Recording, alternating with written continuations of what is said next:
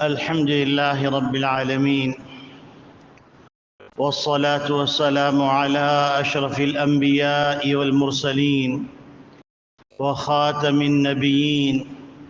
محمد وعلى آله وصحبه ومن تبعهم بإحسان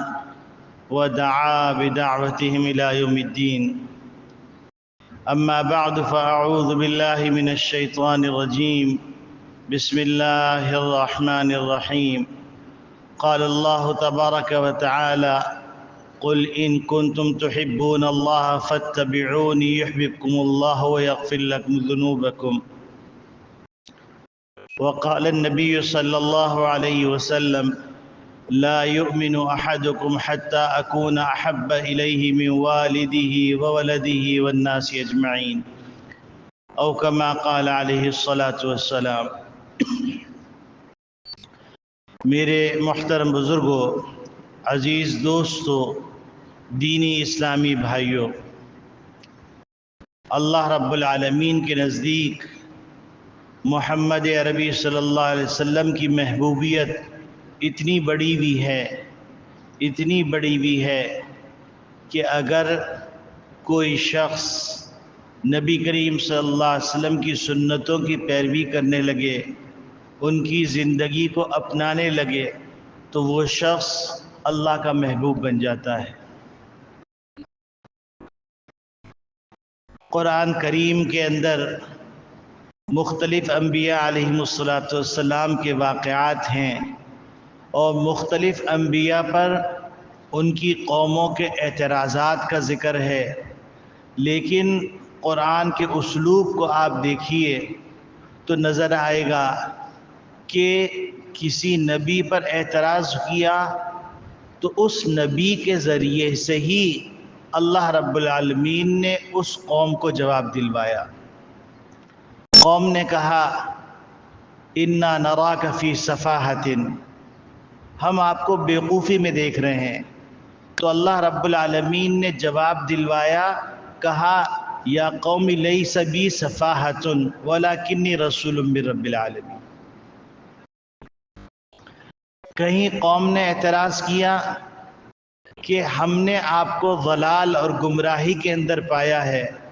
تو اللہ رب العالمین نے نبی سے فرمایا، تم یوں کہو: یا قومی لیس بی ضلالۃ ولکنی رسول من رب العالمین، میں گمراہ نہیں ہوں، میں اللہ کا بھیجا ہوا پیغمبر ہوں۔ لیکن جب نبی اکرم صلی اللہ علیہ وسلم پہ اعتراض ہوا تو قرآن کا اسلوب ہی بدل گیا۔ اللہ رب العالمین نبی کریم صلی اللہ علیہ وسلم کا خود اپنے الفاظ میں دفاع کرنے لگے، فرمائے لگے: وَمَا صَاحِبُكُمْ بِمَجْنُونَ، اور نبی کو تسلی دینے لگے: وَمَا أَنْتَ بِنِعْمَةِ رَبِّكَ بِمَجْنُونَ، آپ جو ہے اپنے پروردگار کی نعمت کی وجہ سے آپ مجنون نہیں ہوئے۔ اور صرف اس پہ اکتفا نہیں کیا، بلکہ اللہ رب العالمین نے فرمایا: فَلَا تُطِعْ كُلَّ حَلَّافٍ مَّهِينٍ هَمَّازٍ مَّشَّاءٍ بِنَمِيمٍ مَّنَّاعٍ لِّلْخَيْرِ مُعْتَدٍ أَثِيمٍ عُتُلٍّ بَعْدَ ذَلِكَ زَنِيمٍ۔ یعنی اللہ رب العالمین نے نبی کریم صلی اللہ علیہ وسلم کی محبت کا اس انداز سے ذکر کیا کہ محمد صلی اللہ علیہ وسلم پر اعتراض کرنے والوں کی عیوب کو کھول دیا کہ تم میرے محبوب پر اعتراض کرتے ہو، میرا محبوب جو ہے مجنون نہیں ہے، بلکہ میرا محبوب کے لیے میں نے تو فیصلہ کیا ہے: اِنَّكَ لَعَلَىٰ خُلُقٍ عَظِيمٍ اِنَّكَ لَكَ أَجْرٌ مَمْنُونٌ۔ یہ فیصلہ اللہ رب العالمین فرما رہے ہیں کہ میرے نبی کے لیے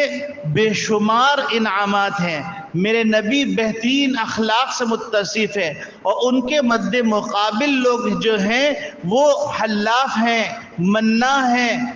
اور حماز مشاء بنمیم ہے، مناع للخیر معتد اثیم ہے، عتل بعد ذلک زنیم ہے، یہ سب کہا اور پھر اس کے بعد فرمایا یہ اس لیے اترا رہے ہیں ان کان ذا مال و بنین، کہ ان کے اولاد ہے، ان کو دولت، یہ دولت بھی ہم نے دی۔ نبی کریم صلی اللہ علیہ وسلم کی شان اتنی بڑی، اور نبی کریم صلی اللہ علیہ وسلم فرما رہے ہیں کہ لا یؤمن احدکم حتی اکون احب الیہ من والدہ وولدہ والناس اجمعین، تم میں سے کوئی شخص اس وقت تک کامل مومن نہیں ہو سکتا جب تک کہ میں یعنی محمد ربی صلی اللہ علیہ وسلم اس کے نزدیک اس کے ماں باپ سے، اس کے بچوں سے، ان کی بیوی سے اور تمام لوگوں سے زیادہ محبوب نہ ہو۔ اب انسان جب یہ حدیث سنتا ہے تو تھوڑی دیر کے لیے انسان کو ایک جھٹکا لگتا ہے، اور انسان یہ سوچ رہا ہوتا ہے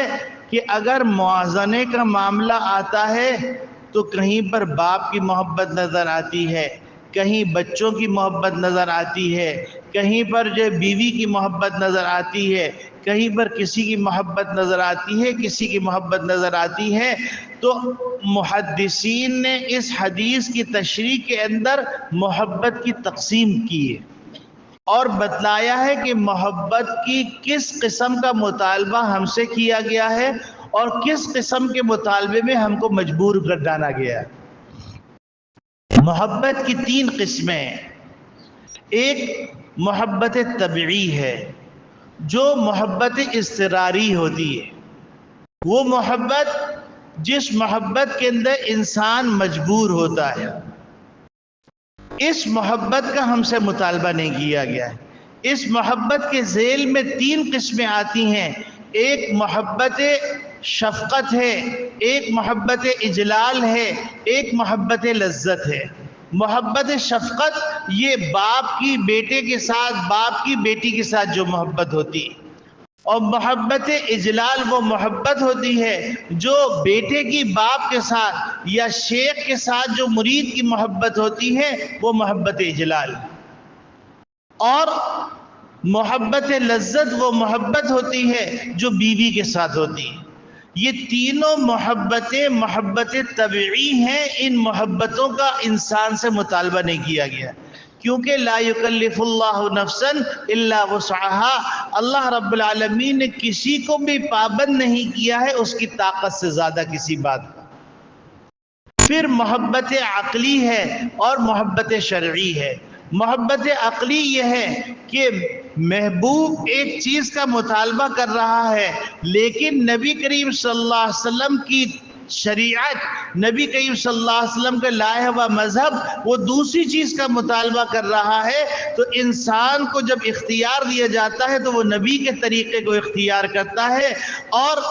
اپنے محبوب کے طریقے کی قربانی دے دیتا ہے۔ اور محبت شرعی ایثار و جمیع الاغراض علی اغراض الغیر، تو اللہ رب العالمین نے جس محبت کا مطالبہ کیا ہے، رسول اللہ صلی اللہ علیہ وسلم نے ہم سے جس محبت کا مطالبہ کیا ہے وہ محبت طبعی نہیں ہے، وہ محبت عقلی ہے، وہ محبت شرعی ہے۔ اب ہم کو دیکھنا ہے کیا ہم اس کے اندر بھی پورے اتر رہے ہیں؟ تو ہم کو نظر آتا ہے بلکہ ڈر لگتا ہے کہ شادی کا جب موقع آتا ہے تو وہاں نبی کے طریقے کو فراموش کر دیا جاتا ہے،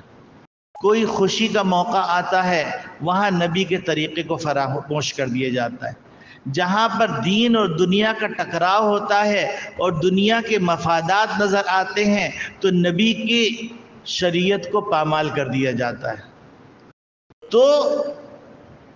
ایسی صورت کے اندر تو پھر ایمان خطرے کے اندر کہ نبی کریم صلی اللہ علیہ وسلم سے کیا اس درجے کی بھی محبت باقی نہیں رہی، جبکہ نبی کریم صلی اللہ علیہ وسلم نے ہم سے محبت طبعی کا مطالبہ نہیں کیا ہے، ہم سے محبت شرعی کا مطالبہ کیا ہے، محبت عقلی کا مطالبہ کیا ہے۔ تو ہم دیکھیں کہ ہماری زندگی کے اندر ہم اس محبت کے تقاضے کو پورا کرتے ہیں کہ نہیں کرتے۔ کیونکہ محبت کا قانون یہ ہے ان المحب لمن یحب یطیع، آدمی جس سے محبت کرتا ہے اس کی فرما برداری کرتا ہے۔ اگر ہمیں نبی کریم صلی اللہ علیہ وسلم سے محبت ہے تو ضرور بالضرور ہم کو نبی کریم صلی اللہ علیہ وسلم کی زندگی کا کچھ نہ کچھ پرتاؤ اپنی زندگی کے اندر پیدا کرنا پڑے گا۔ نبی نماز کیسے پڑھتے تھے، نبی حسن معاشرت کیسے کرتے تھے، نبی کریم صلی اللہ علیہ وسلم کے اخلاق کیسے تھے، نبی کریم صلی اللہ علیہ وسلم کے معاملات کیسے تھے، نبی کریم صلی اللہ علیہ وسلم کے عقائد کیسے تھے، کیسے عقائد کی دعوت دی تھی۔ پھر انسان جو محبت کرتا ہے اس کے دنیا کے اندر تین ہی اسباب ہیں۔ انسان کسی کے حسن و جمال سے محبت کرتا ہے، اس کے حسن و جمال سے متاثر ہو کر محبت کرتا ہے۔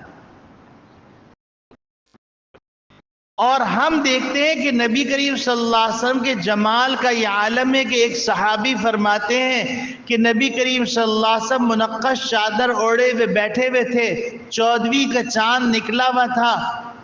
میں نے 14ویں کے چاند کو دیکھا، نبی کریم صلی اللہ علیہ وسلم کے چہرے انور کو دیکھا، پھر 14ویں کے چاند کو دیکھا، پھر نبی کریم صلی اللہ علیہ وسلم کے چہرے انور کو دیکھا، پھر 14ویں کے چاند کو دیکھا، پھر نبی کریم صلی اللہ علیہ وسلم کے چہرے انور کو دیکھا۔ قسم خدا کی آپ کا چہرہ 14ویں چاند سے زیادہ روشن تھا۔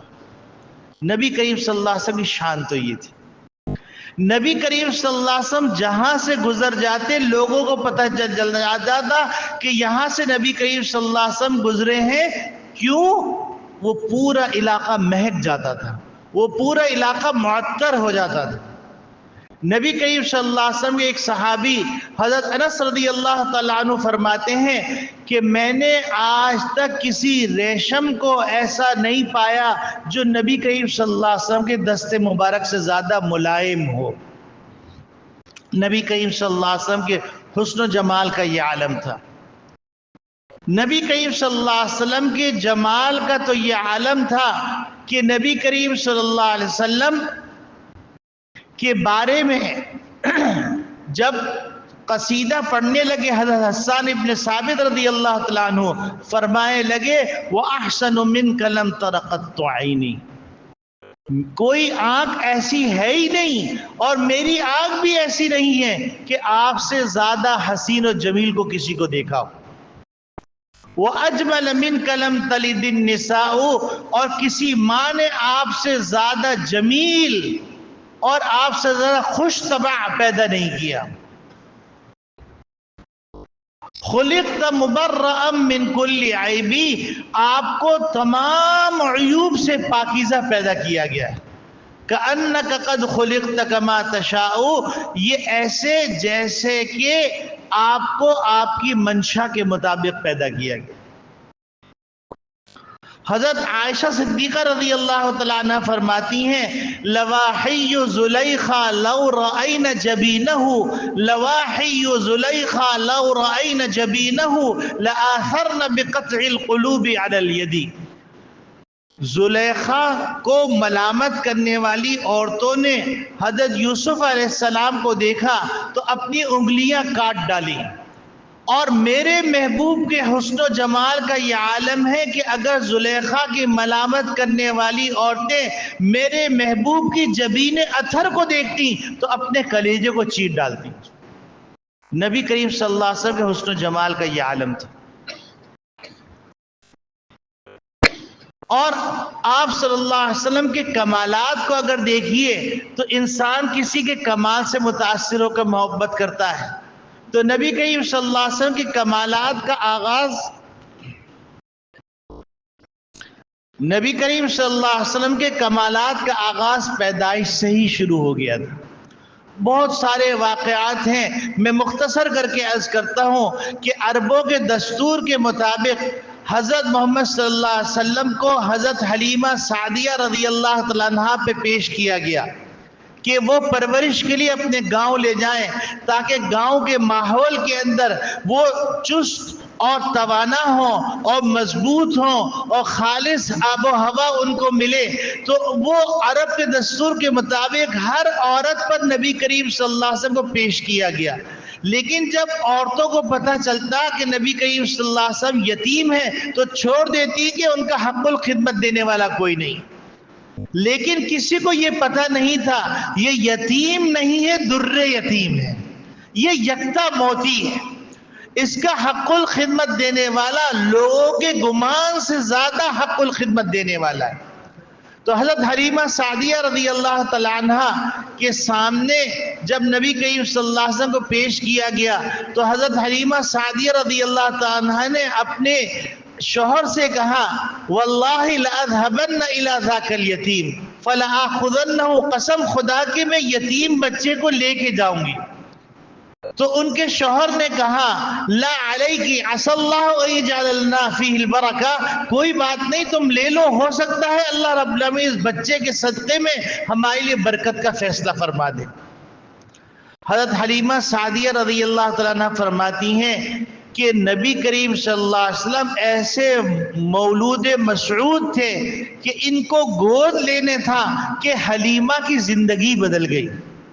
وہ حلیمہ جس کی اونٹنی پیچھے رہ جاتی تھی اب وہ اونٹنی سنبھل نہیں رہی تھی۔ وہ اونٹنی جس کے تھنوں میں دودھ نہیں تھا قحط سالی کی وجہ سے اس کے تھنوں میں دودھ آ گیا، اور اتنا دودھ آیا کہ شوہر بھی سیراب ہوئے اور میں بھی سیراب ہوئی، اور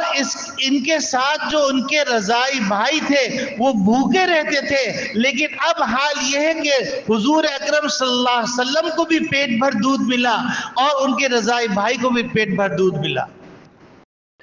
اور لوگ تعجب سے دیکھ رہے تھے کہ حلیمہ کو کیا مل گیا کہ وہ لاغر اونٹنی اب انتہائی قیمتی اونٹوں سے آگے نکلی چلی جا رہی۔ یہ نبی کریم صلی اللہ علیہ وسلم کے مولود مسعود ہونے کا نتیجہ تھا۔ تو آپ صلی اللہ علیہ وسلم کے جمال کو دیکھیے، وہ بھی اپنی انتہا کو، آپ صلی اللہ علیہ وسلم کے کمال کو دیکھیے تو وہ بھی اپنی انتہا کو، اور اس سے بڑا کمال کیا ہوگا کہ نبی کریم صلی اللہ علیہ وسلم کو 1,24,000 انبیاء علیہ السلام میں سردار چنا گیا، ان کو سید الانبیاء بنایا گیا، ان کو رحمت للعالمین بنایا گیا، ان کو خاتم النبیین بنایا گیا، ان کو بشیر و نذیر بنایا گیا، ان کو داعی باذنہ بنایا گیا۔ اللہ رب العالمین نے ایسی صفات سے متصف کیا کہ وہ صفات 99 ہیں جن صفات سے نبی کریم صلی اللہ علیہ وسلم متصف کیا گیا، اور نبی کریم صلی اللہ علیہ وسلم کو وہ مقام عطا کیا گیا کہ نبی کریم صلی اللہ علیہ وسلم فرماتے ہیں انا صاحب لواء الحمد، حشر کے میدان کے اندر حمد و ستائش کا جھنڈا میرے ہاتھ میں ہوگا، وہ آدم ومن بعدہ تحت لوائی، آدم علیہ السلام اور قیامت تک جتنے لوگ پیدا ہوئے سب میرے جھنڈے تلے ہوں گے، وَأَنَا أَوَّلُ شَافِعٍ، سب سے پہلے حشر کے میدان میں سفارش کروں گا، وَأَوَّلُ مُشَفَّعٍ، اور سب سے پہلے سفارش جس کی قبول کی جائے گی وہ محمد ربی صلی اللہ علیہ وسلم ہو۔ آپ سوچئے نبی کریم صلی اللہ علیہ وسلم کے کمالات کتنے تھے کہ قرآن کریم میں جہاں نبیوں کا ذکر آیا ہے تو وہاں پر اللہ رب العالمین نے نبیوں کا نام لیا ہے، لیکن جب نبی کریم صلی اللہ علیہ وسلم کا ذکر آیا ہے تو کبھی یا ایھا النبی کہہ کے پکارا، کبھی یا ایھا الرسول کہہ کے پکارا، کبھی طٰہٰ کہا، کبھی یاسین کہا، کبھی کس نام سے پکارا، کبھی کس نام سے پکارا، لیکن نبی کریم صلی اللہ علیہ وسلم کو نام نہیں دیا۔ حتیٰ کہ نبی کریم صلی اللہ علیہ وسلم کا مقام اتنا بلند ہے کہ جب لوگوں نے اعتراض کیا تو نبی کریم صلی اللہ علیہ وسلم کے جو خاندان کے انبیاء تھے، جو ابو الانبیاء حضرت ابراہیم علیہ السلام کی اولاد میں نبی آئے تھے، ان نبیوں کو کہا تم یوں جواب دو، یوں جواب دو، یوں جواب دو، ان کی زبانی جواب دلوایا گیا۔ لیکن جب نبی کا معاملہ آیا تو اللہ رب العالمین نے نام لیے بغیر وَمَا صَاحِبُكُمْ بِمَجْنُونَ خود جواب دیا، اور ان کے مد مقابل لوگوں کو سخت ترین سرزنش اور سخت ترین الفاظ سے سرزنش کی، حتیٰ کہ جب نبی کریم صلی اللہ علیہ وسلم صفا کی پہاڑی پر یہ دعوت کا اعلان کیا کہ یا ایھا الناس قولوا لا الہ الا اللہ تفلحوا، تو ابو لہب نے کہا تبا لک یا محمد الہذا جمعتنا، تو اللہ رب العالمین جلال میں آ گئے، اللہ رب العالمین نے پوری سورت نازل کر دی، تبت یدا ابی لہب وتب وما تبت یدا ابی لہب وتب وما اغنى عنه ماله وما كسب سيصلى نارا ذات لهب وامرأته حمالة الحطب في جيدها حبل من مسد، یعنی میرے محبوب پر تم نے اعتراض کیا، تمہاری جڑ ہی ختم کر دی، تمہاری نسل ہی ختم کر دی، تم کو تباہ برباد کر دیا، تمہاری بیوی کو تباہ برباد کر دیا۔ ایک جملے پر اللہ رب العالمین نے پوری سورت نازل کر دی۔ اللہ رب العالمین کے نزدیک نبی کریم صلی اللہ علیہ وسلم قرب اتنا بڑا ہوا ہے۔ آپ یہ سوچئے انبیاء علیہ السلام سے اللہ رب العالمین نے کلام فرمایا ہے، کلیم اللہ حضرت موسیٰ علیہ السلام سے کلام فرمایا، لیکن جب اللہ رب العالمین کو محمد ربی صلی اللہ علیہ وسلم سے کلام کرنا تھا تو اللہ رب العالمین نے معراج عطا فرما دی، اور ثم دنا فتدلى فكان قاب قوسين او ادنى، یہ بتلا دیا کہ اتنا قرب، جتنا قرب حضرت جبریل امین کو بھی حاصل نہیں تھا، کہ ایک مقام آیا، اس مقام پر جبریل امین نے فرمایا اے محمد ربی صلی اللہ علیہ وسلم اس سے آگے ہم جا نہیں سکتے، ہمارے پر جل جائیں گے، اور نبی کریم صلی اللہ علیہ وسلم کو وہ معراج عطا کی گئی۔ اور نبی کریم صلی اللہ علیہ وسلم کی سخاوت کا معاملہ ہے تو نبی کریم صلی اللہ علیہ وسلم کی سخاوت کا یہ عالم کہ آپ صلی اللہ علیہ وسلم نے ساری انسانیت کے لیے، قیامت تک کی انسانیت کے لیے یہ اللہ سے مانگ لیا کہ اے اللہ میری امت کو ایک ساتھ عذاب کے اندر تباہ مت کر دیجئے گا۔ آج گناہ کی بہتات ہے لیکن اللہ کی پکڑ نہیں آ رہی، اللہ ہلکے ہلکے جھٹکے دیتا ہے کہ لوٹ آؤ، میرے بندوں میری طرف آ جاؤ، محمد نبی صلی اللہ علیہ وسلم کے پیغام کی طرف آ جاؤ، محمد نبی صلی اللہ علیہ وسلم کے قدم مبارک سے اپنے آپ کو جوڑ لو، اپنے آپ کو نبی کے دامن سے وابستہ کر لو۔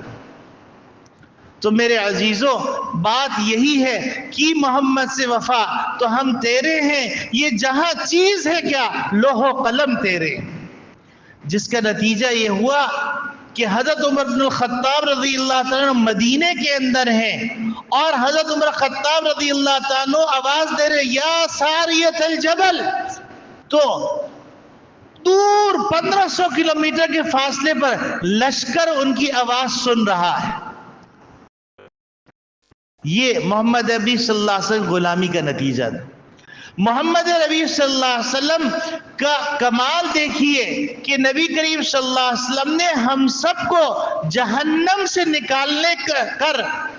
جنت کے راستے پہ لگا دیا۔ یہ آپ صلی اللہ علیہ وسلم کا عظیم الشان احسان ہے۔ تو اگر کسی سے محبت کرنی ہے جمال کی وجہ سے وہ بھی عتم ہے، کسی سے محبت کرنی ہے اس کے کمال کی وجہ سے وہ بھی عتم ہے، کسی سے محبت کرنی ہے اس کے منال، اس کی سخاوت کے ذریعے سے وہ بھی عتم ہے۔ اللہ سے دعا کیجئے کہ اے اللہ ہم کو سچا عاشق رسول بنا دے۔ وآخر دعوانا ان الحمدللہ رب العالمین۔